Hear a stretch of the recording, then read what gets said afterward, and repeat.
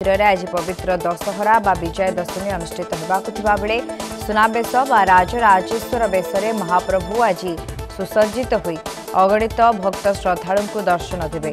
श्रीमंदिर में महाप्रभु अवकाश नीति चंदन नुआ लुगा 32 मूर्ति स्वर्ण अलंकार पर सुनाबेश अनुष्ठित होगा। पवित्र दशहरा अवसर में श्रीमंदिर में आयुध पूजा नीति संपन्न करा जिवो। सकाळ धूप सरिबा परे आयुध मानक महास्नान पूर्वक वरुण पूजा करा। मेकाप 3टी रूपा थाली रे आयुध रखी तलुछ और प्रधानी सेवायतों सहित 3 रथ बड़देउल को परिक्रमा करने पर पुष्पालक बलभद्र बाड़े हल मुसल सुभद्रा बाड़े सुवर्ण तड़की और प्रभु श्री जगन्नाथ बाड़े शंख चक्र आयुध लागी करेंगे। सेपटे महाप्रभु चलती प्रतिमा मदन मोहन रामकृष्ण वीरवेश धारण करी श्री जगन्नाथ वल्लभ मठ स्थित महाखला बा दशहरा पदा को विजय करिवार परंपरा रही।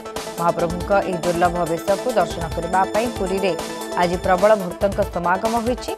एपटे मां विमला प्रतिनिधि मां काकुड़ी खाईंकर आज विसर्जन थिबा बेले आसंता काली अन्यान्य गोसाणी मानकर श्रीमंदिर सम्मुखें देवी सभा पर भसाणी उत्सव अनुष्ठित होगा।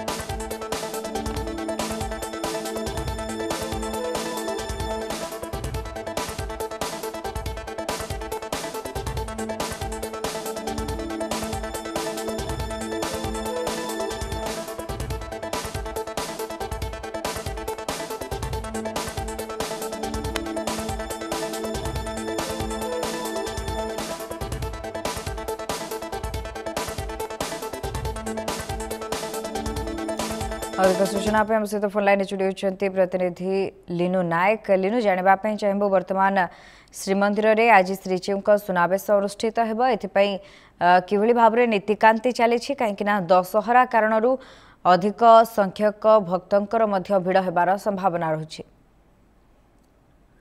देखो सुस्मिता जी आज पवित्र दशहरा विजय दशमी अंपटे महाप्रभुंर सुनाबेश राजराजेश्वर बेश तेणुक आज महाप्रभु सुना अलंकार सुसज्जित हो भक्त श्रद्धालु को दर्शन देवे। से श्रीमंदिर पक्षर नीतिकांति समस्त सरल कर श्रीमंदिर में प्रथम महाप्रभु का अवकाश नीति एवं चंदन लगी नीति और नुआ लुगा 32 मूर्ति और स्वर्ण अलंकार पर यही नीति अनुष्ठित हम। तेणुक जेहेतु आज दशहरा रही सुदशा दत्त रही श्रीमंदिर में श्रद्धालु भक्त संख्या निश्चित पक्षर बढ़ भक्त श्रद्धालु संख्या बढ़ा को नहीं समस्त नीति के त्वरान्वित सहल करपटे समस्त नीति सठिक समय पूर्व जो नीति निर्घंट चूड़ांत होता से अनुसार ही बर्तमान सुधा नीति निर्घंट सरी जेहेतु महाप्रभुंर आज सुनाबेश रही किंतु अवकाश चंदन नुआ लगे 32 मूर्ति स्वर्ण अलंकार पर महाप्रभुंर जो रही आयुध पूजा दशहरा अवसर में जेहेतु महाप्रभुंर आयुध पूजा नीति हम और आयुध पूजा नीति सरिबा परे